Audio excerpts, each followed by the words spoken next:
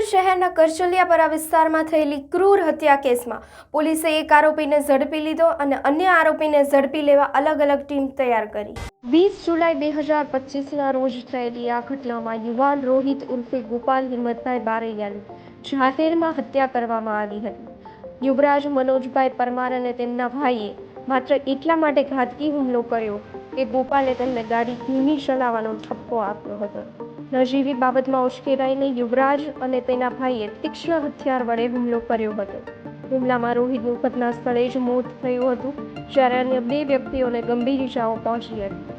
આ ઘટનાએ સમગ્ર વિસ્તારમાં ભયનો માહોલ ફેલાવ્યો હતો।